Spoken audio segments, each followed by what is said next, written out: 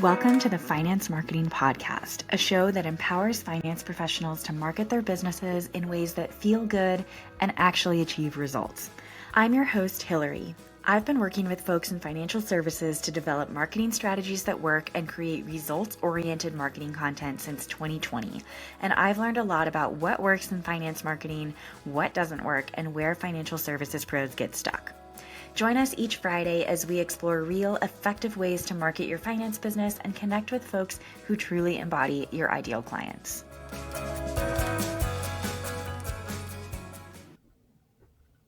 Hey listeners, just Hillary here today. I decided I wanted to record a solo episode this week for Thanksgiving week because it's been a while since I've recorded a solo episode and I have a lot on my mind.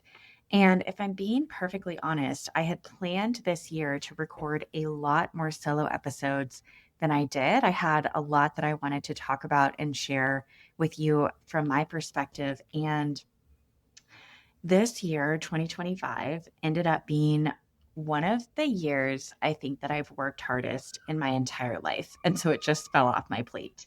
And I've been doing a lot of thinking about that in particular, of why this year has been one of the years that I've worked hardest in my life. And I'm going to share some of that with you today.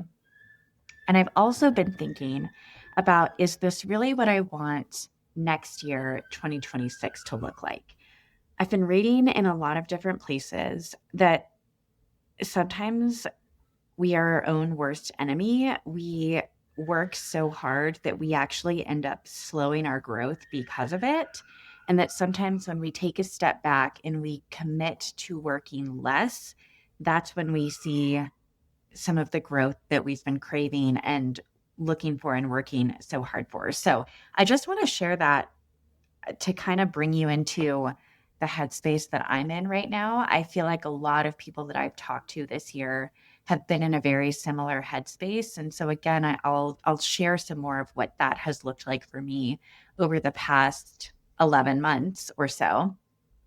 But just know that I'm grateful that you're here today, and I appreciate you kind of diving into some of my own thoughts and everything that I am so grateful for this year. So the other thing is, I think there's a tendency towards the end of the year to only share the highlight reel, and I actively try to work against that. In my weekly newsletter, Show Up Anyway, I always try to show some of the behind the scenes that are not the highlight reel, and that's very purposeful. That's one thing that I believe really strongly in, is as we build our businesses and we work with clients, things are never picture perfect. And I think that the highlight reel really lends itself to making a lot of people feel inadequate and unworthy, and like they're not achieving as much success as their peers are and as they should be, when in reality, we are all just working our hardest, doing our best, growing, making progress, and all of those good things. And part of that is the messy moments behind the scenes. So beyond that, some of the things that I'm most grateful for this year really do come from some really hard moments. And these moments really forced me to grow this year. They really forced me to pivot and to reimagine what I was doing and why I was doing it. So I want to take you behind the scenes a little bit of my 2025. There were some real messy moments this year. There were some actually terrifying moments this year, but there were also some really transforming moments for me and for my family. And I think there's just something really powerful in sharing the full story, all the uncertainty, all the fear. And I have always believed that it's in your lowest moments, it's in your most uncertain or fearful moments that you experience the most growth.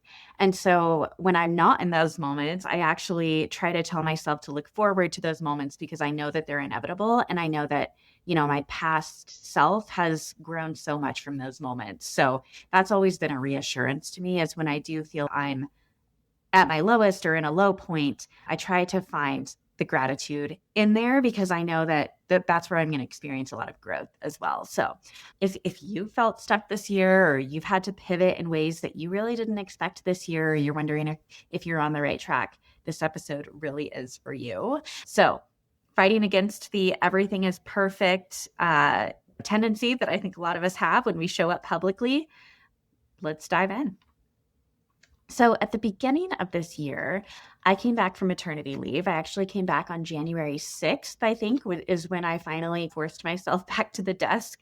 My daughter was born in September of last year, so she was just over 3 months when I came back to the desk. And it's interesting, with both of my maternity leaves, I really had a hard time coming back, which was very surprising for me. I've always been a person who really enjoys work, especially since I entered self-employment. That was really surprising for me. I didn't think that, having children would look like that for me. I would dread going back to work, but with both I really did. And then after, a week or so of getting back into it, I started to look forward to the time that I could go into my office and I would have time, just for myself to work creatively and to collaborate with clients and things like that. So now, this year was different. Coming back this maternity leave, I felt like in the 3 months I had been gone, so much had changed when I came back that I wasn't expecting. AI had really exploded, and it seemed like it made leaps and bounds in getting better at writing and thought processing and all of these things than it had been doing when I left. And so every client that I talked to, it was suddenly all about AI. And every LinkedIn post that I was reading, it was all about AI. And I remember sitting at my desk and really wrestling with this thought of, okay, is what I'm doing like becoming obsolete now? Do clients still need me? Is this like a dying business? I really had to wrestle with some of these questions. And it was really scary. I felt like I had taken time off to rest, relax, enjoy my newborn.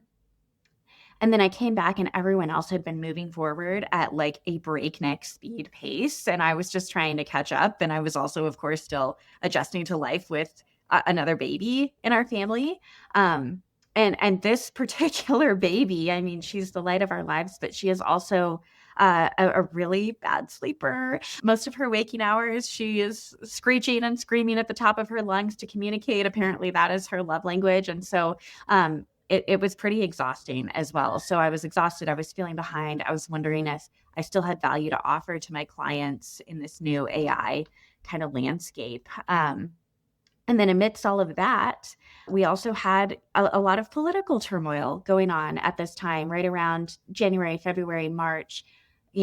There was a lot of talk about tariffs and the markets were pretty volatile then. So my clients' income was adjusting and they were thinking about cutting costs. And, I was looking at just our living expenses going up because of tariffs. There was just a lot of uncertainty. And then on top of that, my husband and I made one of probably the most financially questionable decisions of our lives. We sold our house in January, or maybe it was February, a house with a 2.75% mortgage on it. One of those things that we kind of had hoped never to let go of. But as we welcomed our second child into that house, we were just absolutely bursting out of it. Our mental health was suffering. It just felt like there was stuff everywhere. No matter how often or how much I tried to declutter, there was just like baby stuff everywhere. It was a really dark house. It was a really kind of cave-like house. There weren't very many windows. And so our mental health truly was suffering a little bit. The neighborhood didn't feel safe anymore. And there was this other neighborhood that we used to drive to just to walk around because it felt so much more peaceful. It felt safer. It felt more welcoming. We really loved being there. So in January and February, we decided to move. The mortgage payment is significantly higher than our older one. It's like the kind that makes you question your life choices higher. But we have space now. The kids can spread out. We have a community pool here. We can see a lake from our house that has a 3-mile trail that we walk around all of the time. And we just have the best neighbors here as well. And we're in a really great school district. So it just feels like a place that we can really lay our roots down. We can really spend the next 10 to 15 plus years here.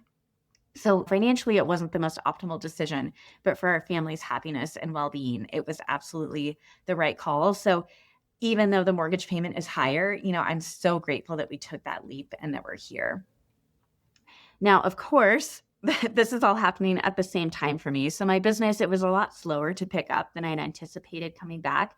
I knew that there was going to be a period of rebuilding momentum, but I did not anticipate how much that market uncertainty that was happening would really impact my clients' budgets and their decision making. All of that was directly affecting my financial advisor clients' income and their willingness to invest in marketing. So, for a couple of months there, I was in a pretty dark place. We'd just taken on this bigger mortgage. My business wasn't growing at the pace that I needed it to. I was exhausted from all the sleepless nights. And I just kept wondering if we had made a massive mistake, but it's all of that uncertainty that really forced me to grow. Whenever something like this happens in my life, and this is certainly not the first time, it's the time when I really return back to doing a lot of mindset work. I go back to reading mindset books and business books and really thinking creatively about how can I overcome this? I'm not going to let this stop me. I'm not going to let this just ruin me, for lack of a better word.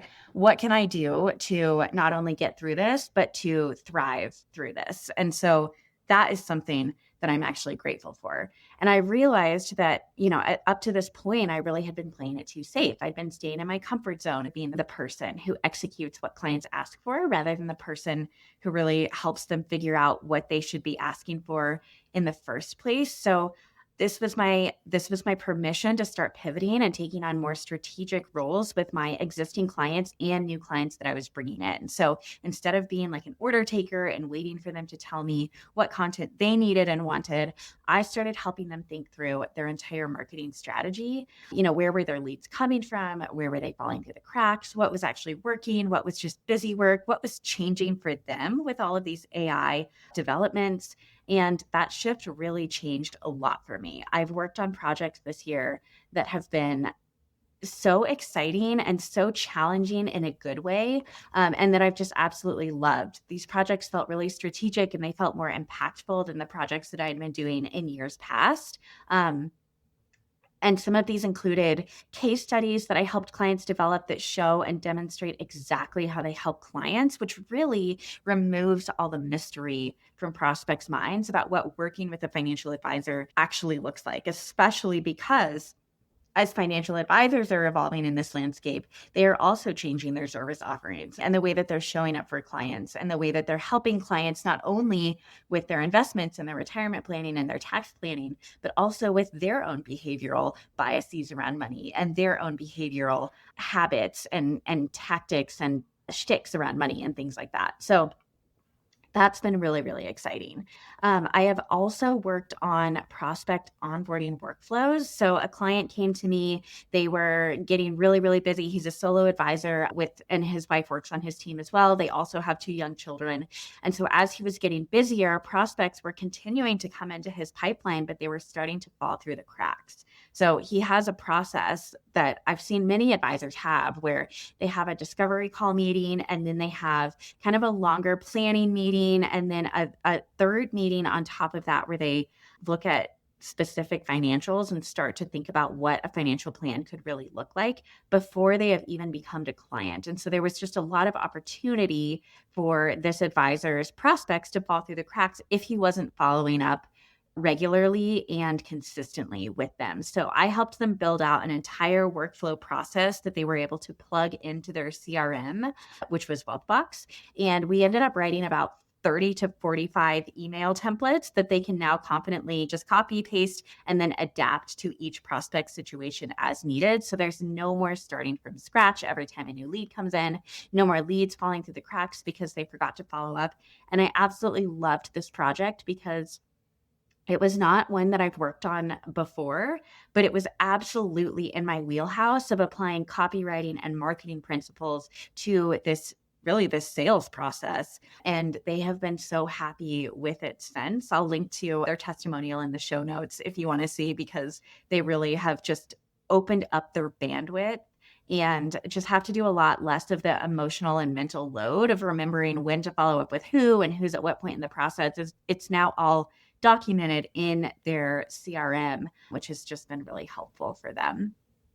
Beyond that, I've helped clients build lead magnets and email sequences so that they could really diversify their lead sources beyond just social media and referrals. Because relying on social media for all of your lead sources is risky. Algorithms change, platforms change, audience behavior changes, and having an email list just gives you more control and security. So it's been really a delight to help advisors diversify their lead sources in that way and just take more control over the audiences that they've worked so hard to build, but that they don't really own at this point until they get them into an email list. We as a team have also updated blogs to be better optimized for AI search. So, what people are calling AEO or GEO, which is answer engine optimization or generative engine optimization, so that my clients' content is actually getting recommended and shown in AI responses to search queries. As traffic, from Google dips, we still want to make sure that they're showing up in places that people are actually searching and looking for recommendations for advisors and coaches, as well as personalized financial advice right there. So that's been really fun as well. I have also done several collaborative webinars this year with several different colleagues, Brian Thorpe, Nikki Clark, John Way. I have one with Derek Kinney coming up in December. And this has been such a wonderful experience. It's really allowed me to get to know other people in this space of advisor marketing. We've been able to share and swap ideas and grow together. And one of my goals this year was to grow my own email list as I help advisors grow their email lists. Obviously, I want to be doing the same thing inside my business. And I have found that this is such a smart way to grow your email list quickly. And so I've actually been recommending this strategy of doing collaborative webinars to a lot of my clients as well. You get access to someone else's audience when you do a webinar collaboratively because you're both promoting it and kind of cross-pollinating your audiences almost. And their audience already trusts them. So that means that as they come into your orbit, they're more likely to trust you by association. So it's a really great way to not only grow an email list fast, but to grow an email list with the people that you actually want on that email list as well. So as I wrap up here, what I want you to take away from this episode is that, sometimes it's the hardest seasons of our lives, the ones that we feel really uncertain and stuck and terrified, that are actually preparing us for the growth that I won't say that we didn't even know that we needed, but maybe that we were hesitant to invest in beforehand. I know that I wouldn't have become the strategist that I am today if I hadn't been forced to prove my value in a new way. And I definitely wouldn't have taken on some of these incredible projects if I had just kept coasting in my comfort zone. Second thing I want to pull in here is that, and I see advisors talking about this all the time, is that not all decisions look good on paper. Moving into a house with a much higher mortgage payment financially seems really crazy. Obviously, we couldn't have anticipated all of the other things that were going to happen this year. I think if we had been able to anticipate some of those things, we wouldn't have felt confident making this move. But for our family's well-being and happiness, it's still the best decision that we could have made. And I just know that 5 years, 10 years, 15 years from now, I'm going to look back on this move and I am going to be so grateful that we made it, because I just fully trust in my and my husband's ability to figure anything out and to become better for it. So I feel like that's just a lesson that I always need to hear. And so I'm going to share it with you today. I think sometimes you have to trust that there are things that are more valuable than pure optimization. And again, I hear advisors talking about that all the time. I feel like right now I'm kind of living proof of that. And then finally, one thing that I'm taking with me into 2026 is that pivoting isn't failing. Pivoting is necessary for growth. And if this year has taught me anything, it's that being willing to reimagine what you do and how you do it is absolutely not a sign of weakness. It is the biggest sign that you're paying attention and that you're adapting and that you're committed to serving your clients or your family or yourself in the best way that you possibly can. So ultimately, I am just so grateful for this year, for the challenges that this year brought that ultimately made me better, and for all of the scary decisions that turned out to be the right ones. I'm so grateful for my business and my clients and my family and this amazing community of people I get to serve. I could not imagine being in a better industry when it comes to marketing and helping businesses grow. So if you found this episode helpful, or if it just made you feel a little bit less alone in your own challenging season, I would love it if you would share it with someone else who might need to hear it. As always, you can subscribe to the podcast. We're now on YouTube. That's something exciting that happened this year. I had been avoiding it forever because I thought you had to have video to have your podcast on YouTube. Turns out that is not the case. So you can now listen to us on YouTube. Subscribe to our newsletter. I send out a weekly newsletter called Show Up Anyway, where I give marketing tips and advice for financial advisors and coaches. I share a little bit about the different projects that I'm working on with clients, as well as the results that they're seeing from those to give you ideas in your own marketing. I also share a little bit about what's going on behind the scenes, either with me or with projects that I'm working on, so that it's not always just a highlight reel out there that makes us feel like we're falling behind. So thank you so much. Leave us a review on Apple Podcasts if you're so inclined. Your support truly helps more financial professionals find the show. Thank you so much for being here, and I will see you back next week.